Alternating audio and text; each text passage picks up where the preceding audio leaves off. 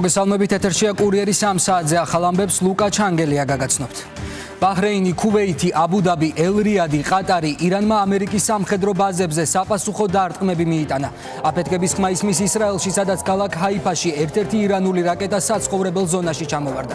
ისლამური რესპუბლიკის იერიშებს ამერიკული პატრიოტის ტიპის საზენიტო საშუალებები იგერიებენ ქუჩებში. საჰაერო განგაშის სირენების ხმა ისმის, რაც იმას ნიშნავს, რომ მშვიდობიანმა მოსახლეობამ თავი მიწისქვეშა ბუნკერებს უნდა შეაფაროს. ახლო აღმოსავლეთში ვითარება უკიდურესად დაძაბულია. შეერთებული შტატები და ისრაელი კი გაერთიანებული ძალებით ისევ თეირანს და მის მიერ კონტროლირებად ტერიტორიას ბომბავენ. სამიზნეშია ამოღებული ისლამური რესპუბლიკის სამხედრო ბაზები, სახელმწიფო უწყებები და ხელმძღვანელი პირები. გავრცელდა დაუზუსტებელი ინფორმაციაც, რომ ლიკვიდირებულია ირანის პრეზიდენტი, რაც ოფიციალურმა თეირანმა უარყო და თქვა, რომ მასუდ ფაზეშქიანს ჯანმრთელობის საფრთხე არ ემუქრება. როიტერის ცნობით, თეირანში არ იმყოფება ისლამური რესპუბლიკის სულიერი ლიდერი აიათოლა ალი ხამენი. დილიდან ახლო აღმოსავლეთში განვითარებულ მოვლენებს აკვირდება მირიან გორგოძე, ის ახლა პირდაპირ ეთერში შემოგვიერთდება. მირიან, ჩანს თუ არა ვითარების დარეგულირების პერსპექტივა და რაც აცხადებენ მხარეები?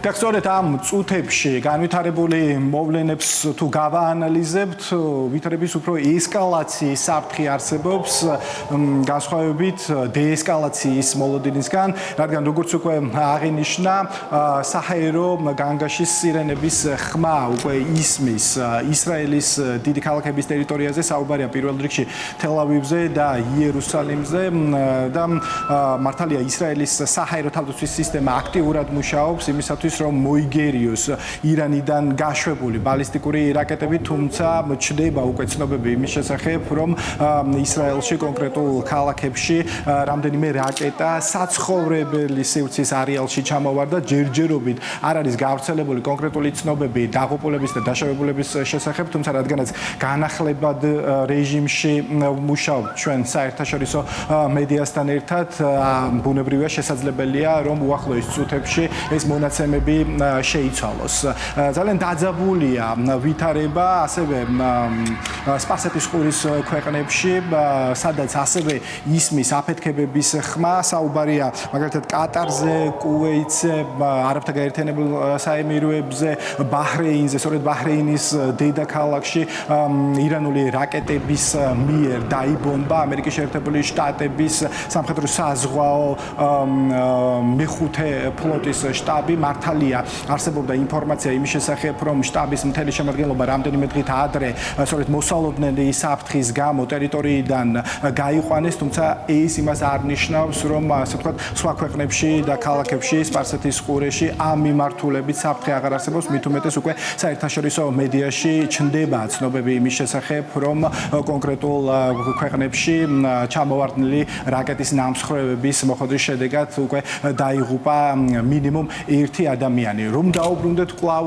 ირანს, ირანის დედაქალაქს და თეირანს, საიდანაც დღის პირველ ნახევარში დაიწყო ამერიკის შეერთებული შტატებისა და ისრაელის ერთობლივი სამხედრო ოპერაცია. თეირანის მსგავსად ასევე აფეთქებების ხმა ირანის სხვა დიდ ქალაქებშიც ისმის. გავრცელდა უკვე სატელევიზიო მიმართვები იმ სახელმწიფოების ლიდერების მხრიდან, რომლებიც ერთობლივ სამხედრო ოპერაციას ხელმძღვანელობენ. ამერიკის შეერთებული შტატების პრეზიდენტმა დონალდ ტრამპმა პირდაპირ მიმართა ირანის ისლამური გვარდიის გუშათა კორპუსის წარმომადგენლებს და მოუწოდა მათ დაყარონ იარაღი და ამ შემთხვევაში მათ სრულ ხელშეუხებლობას დაპირდა. წინააღმდეგ შემთხვევაში ამერიკის შეერთებული შტატების პრეზიდენტის განცხადებით ისინი პირდაპირ სიკვდილს შეხვდებიან. დონალდ ტრამპმა კიდევ ერთხელ საკუთარ მიმართვაში ხაზგასმით განმარტა, რომ ამ სამხედრო ოპერაციის მთავარი მიზანია, რომ ირანს შეეზღუდოს ბირთვული შეიარაღება, რადგან როგორც ის აცხადებს, ტერორისტულ რეჟიმის ხელში ბირთვული შეიარაღება საფრთხეს წარმოადგენს არა მხოლოდ ამერიკის შეერთებული შტატებისთვის, არამედ მთელი რეგიონისთვის და მსოფლიოსთვის. ასევე მიმართვა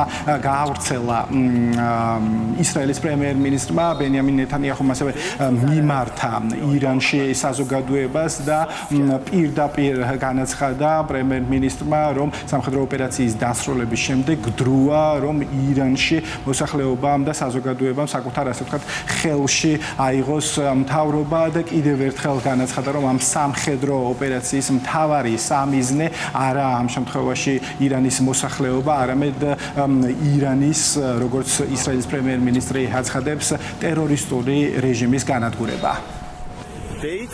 The United States military began შეერთებული შტატების სამხედრო ძალებმა ირანში ფართომასშტაბიანი საბრძოლო ოპერაციები დაიწყეს. ირანის რეჟიმის სასტიკი ძალიან მტკიცე და საშიში ადამიანების ჯგუფის მხრიდან მომდინარე მყისიერი საფრთხეების აღმოფხვით ჩვენი მიზანი ამერიკელი ხალხის დაცვაა.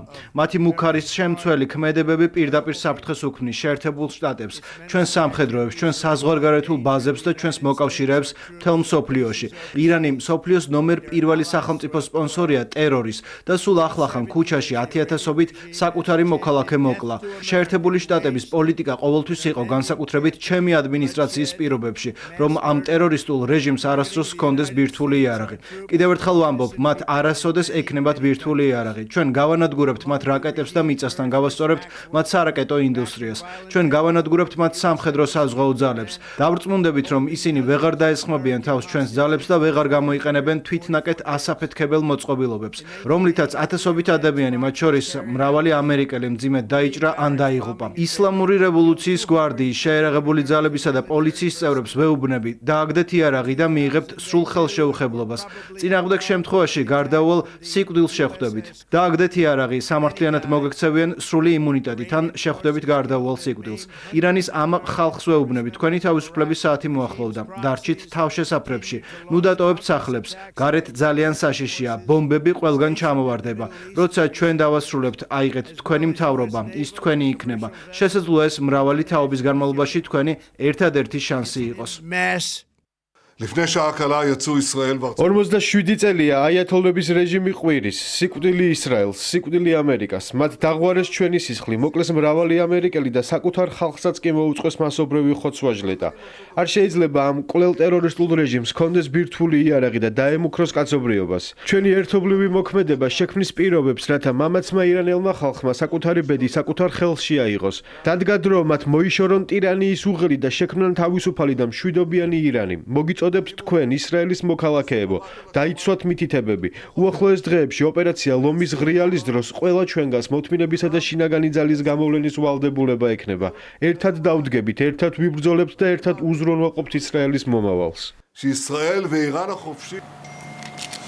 დიახ, მიმდინარე პროცესებს ასევე გამოეხმაურა ირანის ყოფილი შაჰის შვილი, რომელმაც საკუთარ ვიდეო მიმართვაში ასევე მიმართა ირანის მოსახლეობას და ხაზგასმით განაცხადა, რომ ერთობლივი სამხედრო ოპერაცია, რომლის სახელწოდება არის ლომის ღრიალი და ახორციელებენ ამ სამხედრო ოპერაციას ამერიკის შეერთებული შტატებისა და ისრაელის სამხედრო ძალები, არის ერთგვარი ჰუმანიტარული ჩარევა, რომლის მთავარი მიზანი არის ამ შემთხვევაში განადგურდეს ირანის სამხედრო ინდუსტრია და აღარ გქონდეს ირანის ამჟამინდელ ხელისუფლებას წვდომა ბირთვულ შეიარაღებასთან. ირანის ყოფილი შაჰის ვაჟი აცხადებს და მოუწოდებს ირანში მოსახლეობას, რომ ახლა არის კიდევ ერთხელ დრო, რომ მათ სადავეები აიღონ საკუთარ ხელში და შესაბამისად საკუთარი ხელით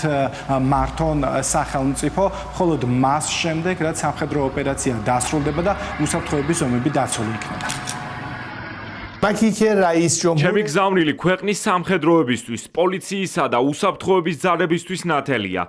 თქვენ დადეთ ფიცი, რომ დაიცავდით ირანსა და ირანელ ხალხს და არა ისლამურ რესპუბლიკასა და მის ლიდერებს.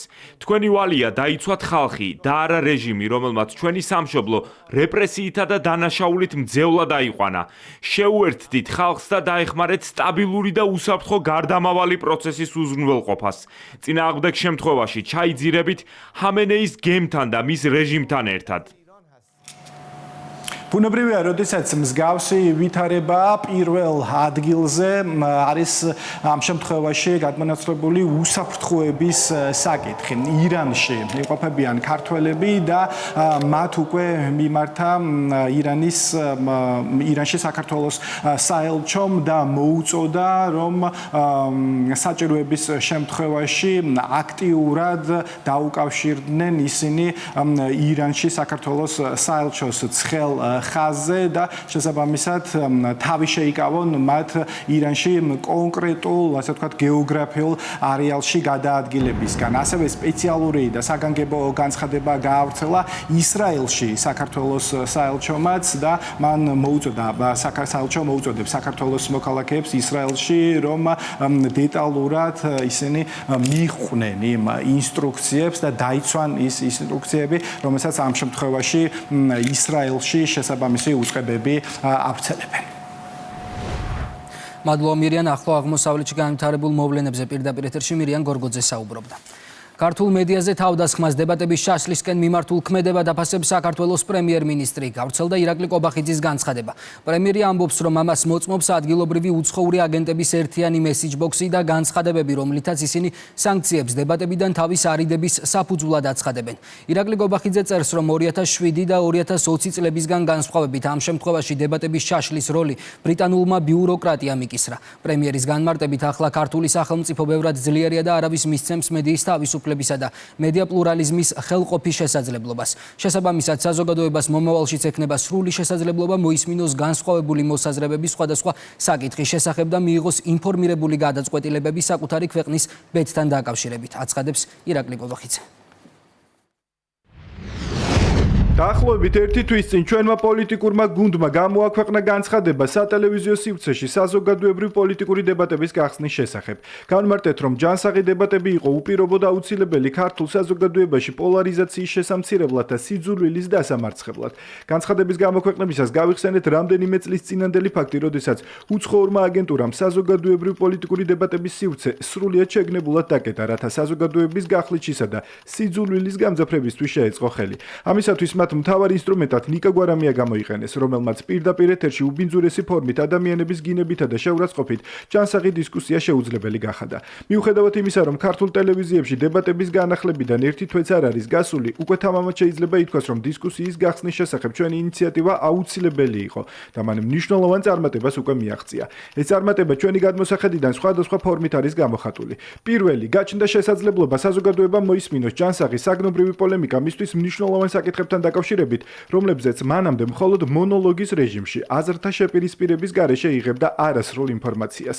მეორე, გაჩნდა სივრცე, სადაც აზრთა შეპირისპირება არა განსხვავებული აზრის მქონე ადამიანების გახლეჩივსკენ, არამედ საერთო მიზნის გარშემო მათი გაერთიანებისკენ არის მიმართული. მესამე, მართალია სუბიექტური ვართ, მაგრამ ვფიქრობთ, მაინც თამამად შეგვიძლია ვთქვათ, რომ დღემდე გამართულმა დებატებმა მკაფიო წარმოაჩინა მმართველი გუნდის აშკარა უპირატესობა ოპონენტების მიმართ, როგორც კომპეტენციის, ისე კეთილსინდისიერების თვალსაზრისით. ბუნებრივია ამ შედეგით შეშფოთდნენ ადგილობრივი უცხოური აგენტურა და მათი უცხოელი პატრონები. მათ შფოთვას ისიც ადასტურებს, რომ რადიკალების უდიდესი უმრავლესობა დებატებს ისტერიულად არიდებს თავს. ამ ფონზე რა გასაკვირია, რომ ისინი კიდევ ერთხელ შეეცდებოდნენ იმ პროცესის ხელოვნურად შეჩერებას, რომელმაც საბოლოოდ საზოგადოება მეტ კონსოლიდაციამდე და უკეთეს ინფორმირებამდე უნდა მიიყვანოს. ბრიტანული სანქციები ორი წამყვანი ქართული მაუწყებლის წინააღმდეგ ამ კონტექსტშიც უნდა განვიხილოთ.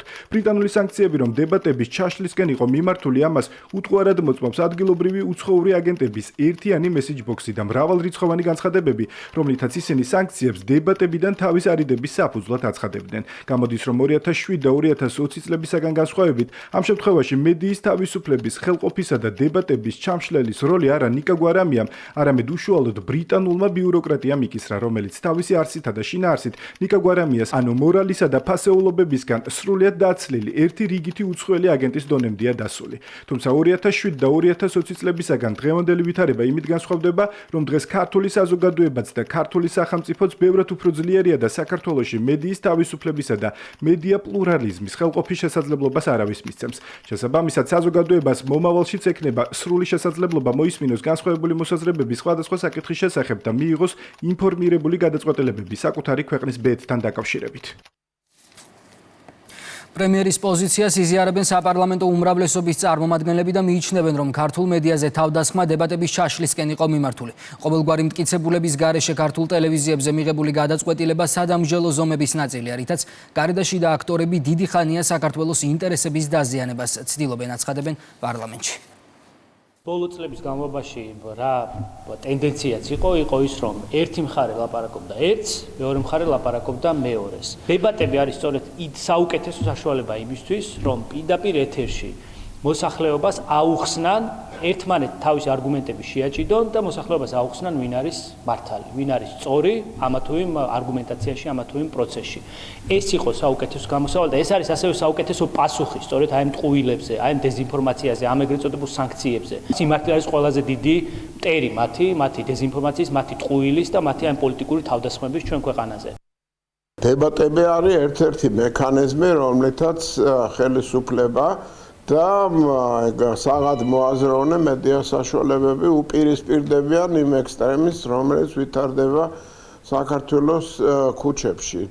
იყო მცდელობა, რასაკვირველია, რომ დაპირისპირება, იდეური დაპირისპირება გადმოტანილი იყო პარლამენტში, საკმაოდ დიდი რაოდენობის ადგილები ქონდა ოპოზიციას, ამაზე უარი თქვეს, ვინაიდან აერჩიეს რევოლუციური გეგმა. დებატები ამ რევოლუციური გეგმას მნიშვნელოვნად უპირისპირდება და გარკვეულწილად არბილებს იმ ხის დამოკიდებულებას საზოგადოების ჯგუფებს შორის, რომელიც სამწუხაროდ როგორც დივერსია, ასე ხორციელდება საქართველოში. იდეა ის, რომ დაპირისპირებულები ვიყოთ ჩვენ ერთმანეთთან, თანაც დაპირისპირებული ვიყოთ ესოდენ ხისტად, არის ერთ-ერთი სტრატეგიული გეგმის ერთ-ერთი შემადგენელი ნაწილი. დებატები ამას ხელს უშლის. თავდასხმა ქართულ მედიაზე მართველ გუნდში დიდი ბრიტანეთის უარგუმენტო გადაწყვეტილებაზე საუბრობენ. ქართული ოცნება იმედისა და პოზიტივის წინააღმდეგ ლონდონის მხრიდან განხორციელებული აქტის რეალურ მოტივად ოპოზიციის მხარდაჭერას და ურეიტინგო პარტიების გაძლიერების მცდელობას ასახელებს. საკითხი ქართულ ოცნებაში პოლიტსაბჭოს სხდომაზე განიხილეს, რომელსაც ქართული ოცნების საპატიო თავმჯდომარეც ესწრებოდა. სხდომის შემდეგ მედიასთან განცხადება ირაკლი კობახიძემ გააკეთა. რა გახდა დაუნინგ სტრიტის მიერ მიღებული გადაწყვეტილების საფუძველი არგუმენტები ქართულმა მხარემ ვერც დიდი ბრიტანეთის ელჩის განმოისმინა, რომელიც 2 დღის წინ ახსნა განმარტებისთვის საგარეო საქმეთა სამინისტროში დაიბარეს. განცხადებები თემაზე ოპოზიციურ პოლიტიკურ პარტიებშიც გაკეთდა. იმედზე და პოზიტივზე მიტანილი შეტევა ნიშნავს იმას, რომ ინფორმაცია, რომელთაც ისინი საზოგადოებას მიმართავენ, არ შეესაბამება იმ ტრენდს, იმ სტრატეგიულ გეგმას, რომელიც ზოგიერთ ქვეყნებს გააჩნიათ უკრაინასთან მიმართებაში, ამ ომთან მიმართებაში ზოგადად. ყველაფერს თავის სახელი დაარქვა, რასაკვირველია, კოლექტიური ნაცმოძრაობა მუშაობდა, როდესაც იხილავდნენ საკითხს, თუ როგორ განვითარდეს ეს აგრესიული ექსტრემისტული პროცესები საქართველოში, დასახელებულია მედია ერთ-ერთ ხელისშემშლელ ბარიერად აი ამ ნეგატიური პროცესების განვითარებისა საქართველოში. და აი ამ მსჯელობის განმავლობაში წარმოიშვა ისეთი წინადადება, რომელიც საქართველოში შეიძლება დაბადებულიყო, მხოლოდ რომ სწორედაც მედია არის, გარკვეული მედია საშუალებები არის ჩასაქრობი, არის შესაზღუდი იმისათვის, რათა ექსტრემიზმს მიეცეს განვითარების საშუალება. კიდევ ერთხელ ვიმეორებ, აქ უკრაინა არაფერ შუაში არ არის. მე და სხვა ყველა ადამიანს ავთხილებ და ყველას აბსოლუტურად, რომ აი ამ დიდ გლობალურ კონფლიქტში, ბარბაროსული აგრესიის დროს ამ პოზიციების დაკავება, ამ ნარატივების გავრცელება რა შედეგით შეიძლება დასრულებულიყო. რეალური მიზანი ამ პროცესების არის თავისუფალი მედიის ჩახშობა, თავისუფალი ხმის ჩახშობა, რომ მოსახლეობამდე სიმართლემ არ მიაღწიოს. და ჩვენ რასაც ვაკვირდებით, ბოლო წლების განმავლობაში პრინციპში ეს ტენდენცია, როგორ ფუთავენ ინფორმაციას, ხან დეზინფორმაციად, ინფორმაციად მართალ სიტყვას ეძახიან, ხან პრორუსული იალიყებს აწებებენ, ხან ანტიევროპული იალიყებს აწებებენ. და ჩვენ არაერთი ასეთი მცდელობა ვნახეთ, ხო, ხან გამჭვირვალობას რა ეძახან, პრორუსული ეძახეს, ხან ის ეძახეს, ხან ეს ეძახეს, ხან ომს ეძახეს მშვიდობა, ხან სიცრუეს ჭეშმარიტ ასე შემდგომ. აღრევა მთელი ამ პროცესების მარტივი მიზეზის გამო, იმიტომ რომ საკუთარი რეალური მიზეზები შეფუთონ, რეალური ზრახვები შეფუთონ. ჩვენ ვნახეთ რეაქციები ამ აღნიშნულ თემასთან დაკავშირებით ცალკეული ჯგუფების მხრიდან, ან რეაქციები, ან საერთოდ დუმილი, რაც პირდაპირ მიუთითებს იმაზე, რომ ისინი თავად უჭერენ მხარს ამ პროცესს, თავად არიან ამ პროცესების მონაწილეები, უხარიათ იმიტომ, რომ თვითონ შეიტანეს წვლილი ამ პროცესში. ტელეკომპანია იმედი ოპოზიციისა და ოპოზიციური მედიის მიერ გავრცელებულ ინფორმაციას თითქოს არხის ვებგვერდი რუსულ სერვერზე გადავიდა მორიგ სიცრუეს უწოდებს. არხი განცხადებას ავრცელებს და წერს, რომ იმედის ციფრული ინფრასტრუქტურა, მონაცემთა ბაზები და დომეინი კვლავ საქართველოშია განთავსებული. იმედის განმარტებით ტელეკომპანია იყენებს მრავალდონიან დაცვის სისტემას, რომლის სათაო ოფისიც დუბაიში მდებარეობს და გლობალურად ოპერირებს. რეალურად დომეინი და სერვერი არსად გადასულა. ტელეკომპანია იმედის ციფრული ინფრასტრუქტურა, მონაცემთა ბაზები და დომეინის რეგისტრატორი რჩება ზუსტად იქ, სადაც აქამდე იყო, საქართველოში. რაც შეეხება DDoS Guards, ამ კომპანიის იურიდიული მფლობელი და მმართველი კომპანია არის IQweb FZ LLC, რომელიც რეგისტრირებულია და სათავო ოფისი მდებარეობს არაბთა გაერთიანებულ საამიროებში, დუბაიში, კერძოდ ტექნოლოგიურ ჰაბში, Dubai Internet City. აღნიშნული კომპანია ოპერირებს გლობალურად. მისი ინფრასტრუქტურული კვანძები და გამფილტრავის სერვერები განთავსებულია ევროპის, აზიისა და ამერიკის მრავალ ქვეყანაში. მსგავსი მოდელით ოპერირებენ სფეროს გლობალური ლიდერები Cloudflare, Akamai და სხვები, რაც წარმოადგენს თანამედროვე ინტერნეტ უსაფრთხოების ოქროს სტანდარტს. ის ემსახურება საერთაშორისო კლიენტებს მთელი მსოფლიოს მასშტაბით, რათა უზრუნველყოს მძლავრი კიბერ შეტევების მოგერიება. ტელეკომპანია იმედის ციფრული პლატფორმების უწყლობისა და კიბერ უსაფრთხოების უზრუნველსაყოფად გამოიყენება შეტევების მოგერიების მრავალდონიანი სისტემა. ცენტრალურ ამერიკაში განთავსებული სერვერი ასრულებს უსაფრთხო კარიბჭის ფუნქციას, რომელიც ახდენს მომხმარებელთა ნაკადის გაფილტრას და მათ უსაფრთხო რეჟიმში გადამისამართებას ძირითად რესურსებზე. უშუალოდ სასერვერო ინფრასტრუქტურა და მონაცემთა ბაზები განთავსებულია საქართველოში, რაც უზრუნველყოფს სერვისების სტაბილურ და სწრაფ მიწოდებას. გარეჩარევებზე ომში ჩართვის მცდელობასა და სახელმწიფო ინტერესების წინააღმდეგ მიმართულ ქმედებებზე საუბრობს პარლამენტის თავმჯდომარე. შალვა პაპუაშვილი 2022 წლის მოვლენებს იხსენებს, როცა უკრაინის მაშინდელმა პრემიერ-მინისტრმა საჯაროდ მოითხოვა საქართველოს ხელისუფლებას დაეორგანიზებინა მოხალისეების გაგზავნა უკრაინაში რუსეთის წინააღმდეგ საუბრად. მეხუთე კოლონამ ლელო გირჩის სირცხვილია დემოკრატიის მცველები. ეს დავალება კარგად გაიგო და აქციის ორგანიზებაც დაიწყო. იმ დღეს რამდენიმე ათასი ქართველი უცხო ქვეყნის დროშებით პარლამენტის წინ შეიკრიბა და საკუთარი მთავრობისგან სხვა ქვეყნის მთავრობის მოთხოვნისადმი დამორჩილება მოითხოვა, წერს სპიკერის სოციალურ ქსელში. ზუსტად 4 წლის წინ 2022 წლის 28 თებერვალს ომის დაწყებიდან მეოთხე დღეს უკრაინის მაშინდელმა პრემიერ-მინისტრმა საჯაროდ მოითხოვა, რომ საქართველოს ხელისუფლებას დაეორგანიზებინა მოხალისეების გაგზავნა უკრაინაში რუსეთის წინააღმდეგ საომრად. მეტიც მან ქართულ ენაზე მიმართა საქართველოს მოქალაქეებს და საკუთარი მთავრობის იძულებისკენ მოუწოდა. იცოდა ვისაც მიმართავდა. მეხუთე კოლონამ ლელო გირჩი სირცხვილია დემოკრატიის მცველები. ეს დავალება კარგად გაიგო და აქციის ორგანიზებაც დაიწყო. იმ დღეს რამდენიმე ათასი ქართველი უცხო ქვეყნის დროშებით პარლამენტის წინ შეიკრიბა და საკუთარი მთავრობისგან სხვა ქვეყნის მთავრობის მოთხოვნისადმი დამორჩილება მოითხოვა. იმ დღეს დავინახეთ, რომ ჩვენს ქვეყანაში არის რამდენიმე ათასი ქართველი, რომელიც მზად არის უცხოს მითითებით საკუთარი ქვეყანა საომარ პოლიგონადაც კი გადააქციოს. იმ დღის შემდეგ ამ რამდენიმე ათას ქართველს კიდევ ბევრჯერ გამოიყენებენ მეხუთე კოლონად საკუთარი ქვეყნის წინააღმდეგ. ბოლოს ეს 2025 წლის 4 ოქტომბერს მოხდება, როდესაც მათ ბრიუსელის მხარდაჭერის ფონზე თვითმმართველობის არჩევნების ჩასაშლელად და ხელისუფლების დასამხობად გამოიყვანენ. ომი გრძელდება უკრაინაში. გამთენიისას რუსეთი ქალაქ დნეპრს თავს დაესხა, შედეგად ერთი ადამიანი დაშავდა. დაზიანებულია მაღალსართულიანი საცხოვრებელი შენობები და ინფრასტრუქტურა. ინფორმაციას ტელეგრამ არხზე დნეპროპეტროვსკის რეგიონული ანტიკორუფციული პარტიის ხელმძღვანელი ავრცელებს. ჯეფრი ეპშტეინის საქმესთან დაკავშირებით გუშინ ამერიკის ყოფილი პრეზიდენტი გამოიკითხა. ბილ კლინტონმა წარმომადგენელთა პალატის ზედამხედველობის კომიტეტს განუცხადა, რომ სექსუალურ დანაშაულებში ბრალდებული ეპშტეინის მიერ ჩადენილი დანაშაულების შესახებ არაფერი იცოდა.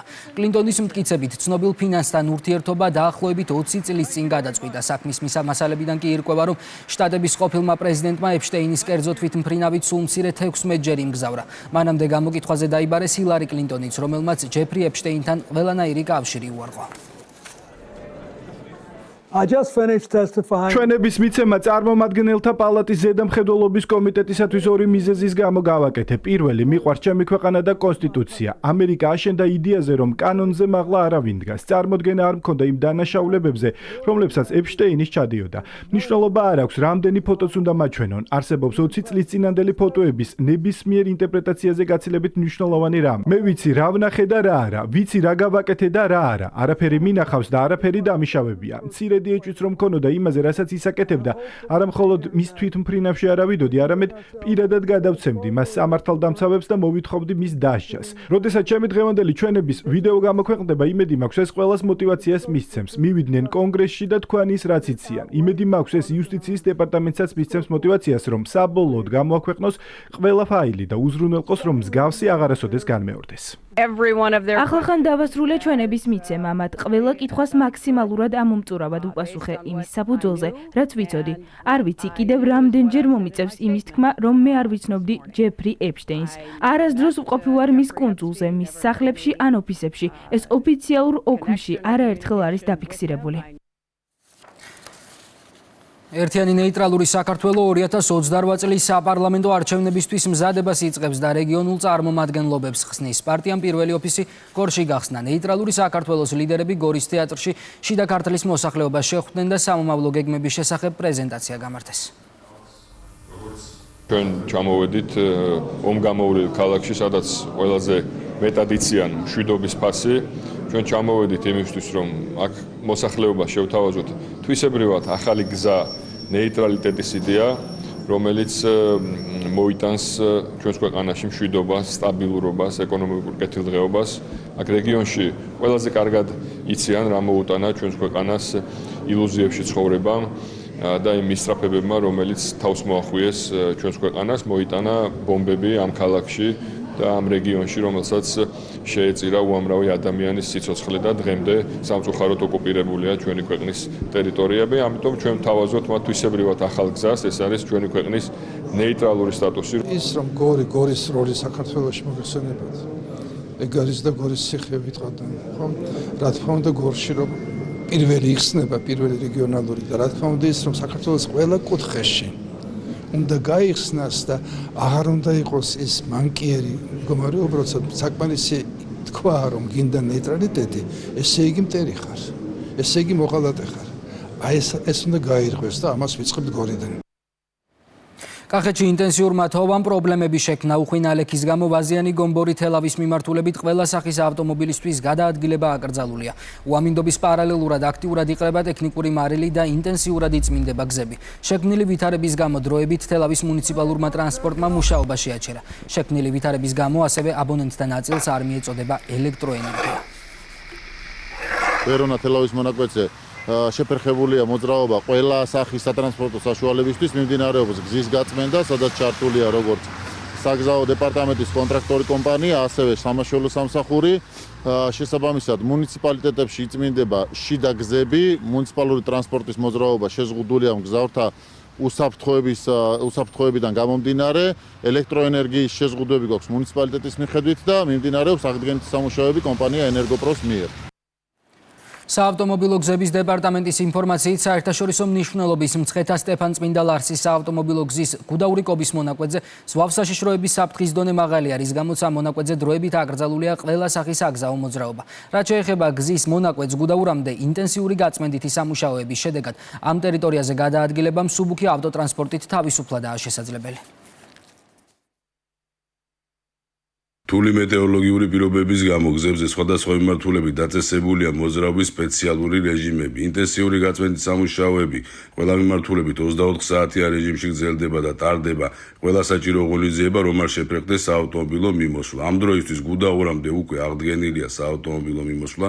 ზვავსაშიშროების, ძლიერი თოვის, ცუდი ხილვადობის და ქარბუქის გამო გარემოს ეროვნულ სააგენტოს ყველა სახის ავტოტრანსპორტის მოძრაობა აქ აკრძალული გუდაური-კობის მონაკვეთზე, ასევე ყველა სახის ტრანსპორტის მოძრაობა აკრძალულია ნიჩბისი, დიდგორი, დიდი თონეთის საავტომობილო გზაზე, ფარავნის უღელტეხილზე, ბათუმი ახალციხის გზის კურორტი, გოდერძი, უთხისუბლის მონაკვეთზე, კალაუშგულისა და მელელაზდილის მონაკვეთზე.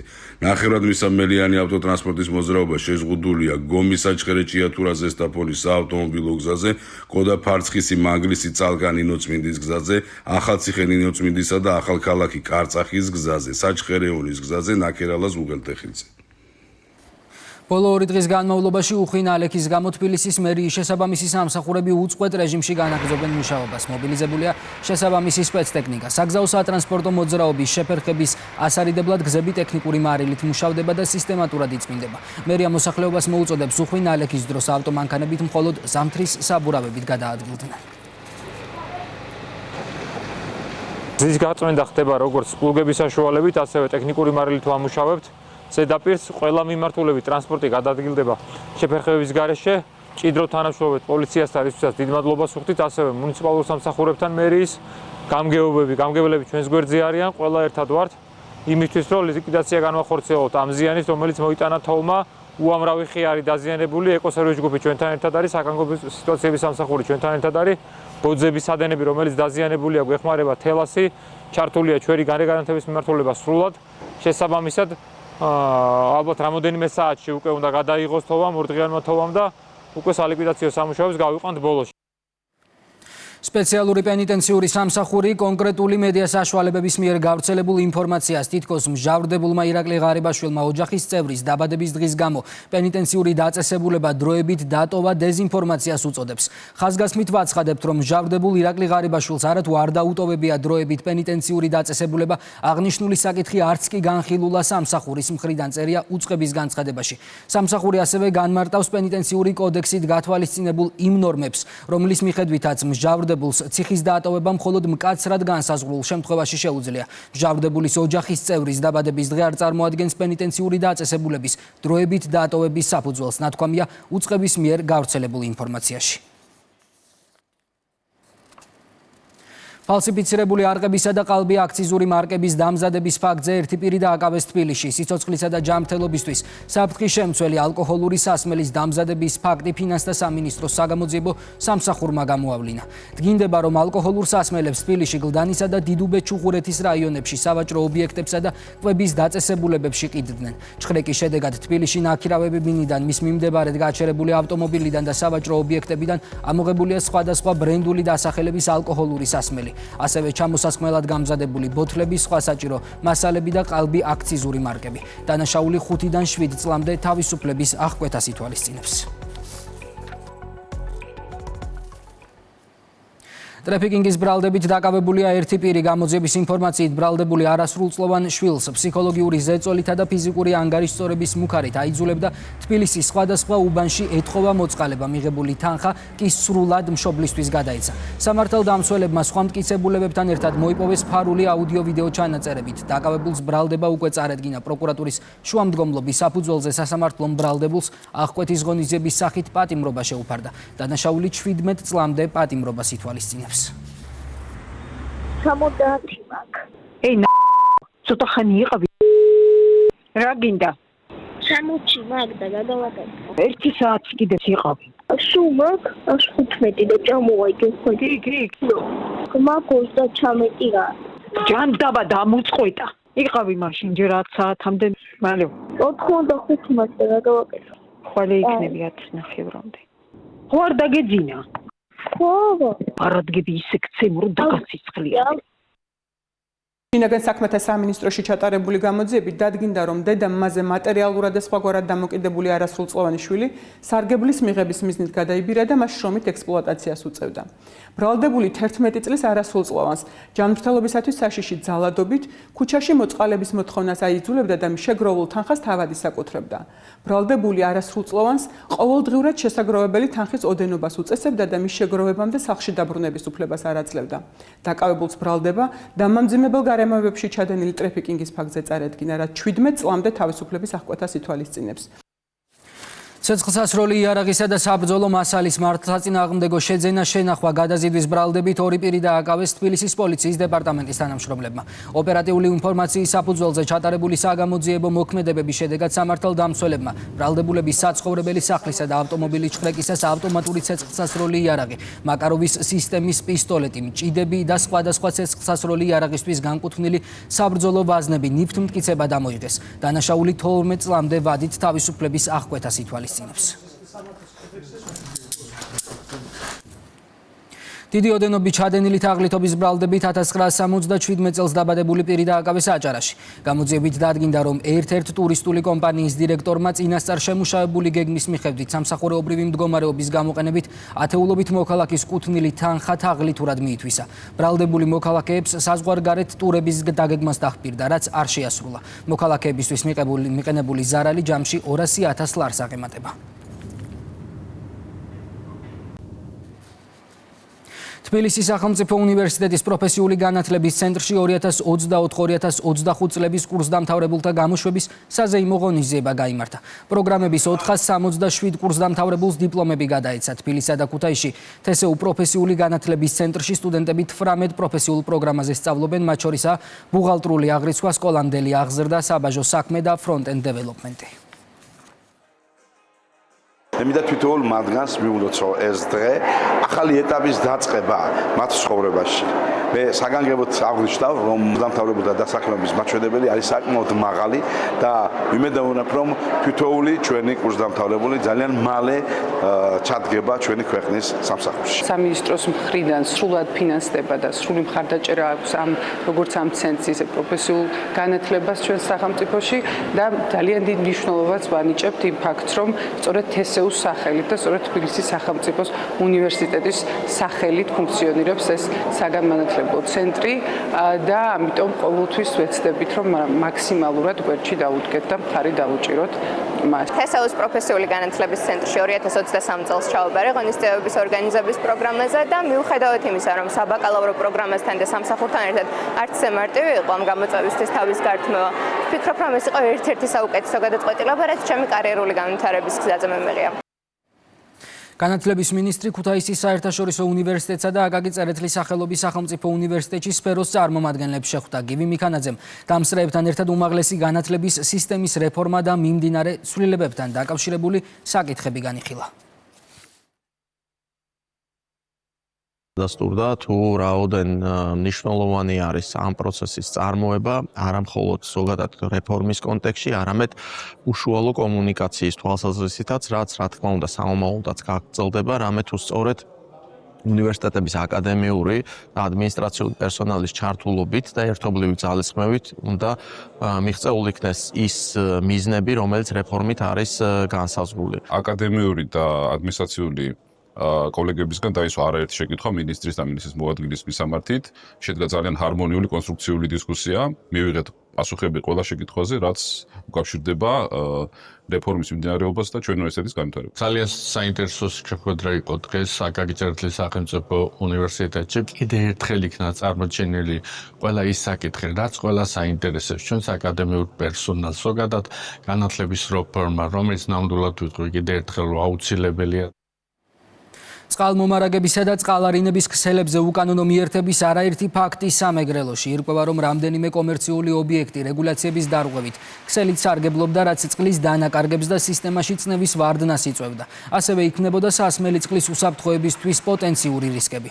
გაერთიანებული წყალმომარაგების კომპანია აგრძელებს სისტემურ კონტროლს, მოსახლეობასა და ბიზნესს კი მოუწოდებს კანონის შესაბამისად იმოქმედონ. საქართველოს გაერთიანებული წყალმომარაგების კომპანია აქტიურ ფაზაში აგრძელებს მონიტორინგს მთელი ქვეყნის მასშტაბით უკანონო მოხმარებების წინააღმდეგ. ეხლა ვიმყოფებით სამეგრელოს რეგიონში, სადაც გამოვლინდა იურიდიული ობიექტები, რომლებიც უკანონოდ სარგებლობდნენ სასმელი წყლით. შესაბამისად შედგა ადმინისტრაციული სამართალდარღვევის მოქმედი. 1 მარტიდან გადამფრენ ფრინველებზე ნადირობა იკრძალება და ბრაკონიერების პრევენციის მიზნით კონტროლი მთელი საქართველოს მასშტაბით მკაცრდება. ნადირობის სეზონის განმავლობაში დეპარტამენტის თანამშრომლებმა 900-მდე სამართალდარღვევა გამოავლინეს. უწყება ნადირობის მოყვარულებს მოუწოდებს უარი თქვან ბრაკონიერობაზე და მკაცრად დაიცვან კანონით დაწესებული ვადები. ნადირობის სეზონი მიმდინარე წლის აგვისტოს თვეში გაიხსნება.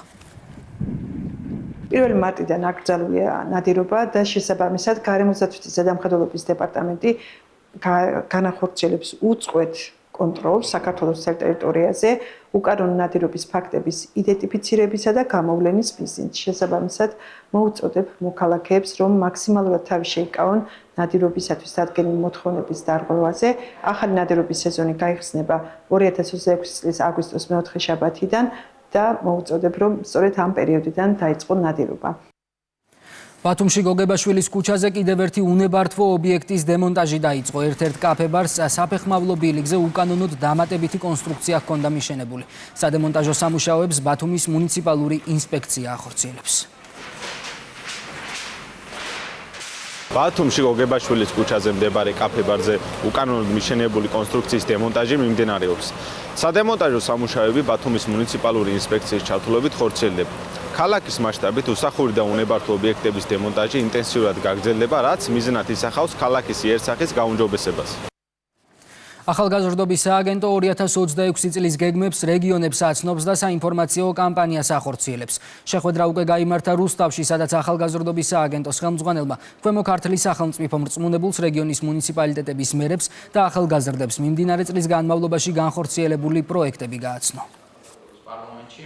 რუსთავის გუნდი წარმატებით თანამშრომლობს ახალგაზრდობის სააგენტოსთან. ჩვენ არაერთი მნიშვნელოვანი პროექტი განვახორციელეთ რუსთავის ახალგაზრდებისთვის. დღევანდელი შეხვედრა რეგიონულ ჭრილში განიხილავდა უკვე რეგიონის მთავარ გამოწვევებს და იმ სამომავლო პროექტებს, რომელსაც დავგეგმავთ, რომ გაიზარდოს ახალგაზრდების ჩართულობა ადგილობრივი თვითმმართველობის განხორციელების პროცესში და მათ მივცეთ კიდევ უფრო მეტი შესაძლებლობები განათლების, დასაქმების და კარიერული ზრდის. ახალგაზრდობის სააგენტო აგრძელებს რეგიონულ კამპანიას, რომლის ფარგლებში დღეს ვესტუმრეთ ქვემო ქართლს. შეხვედრები გავმართეთ სახელმწიფო მრწმუნებელთან, მუნიციპალიტეტის მერებთან და რა თქმა უნდა ადგილობრივ ახალგაზრდებთან.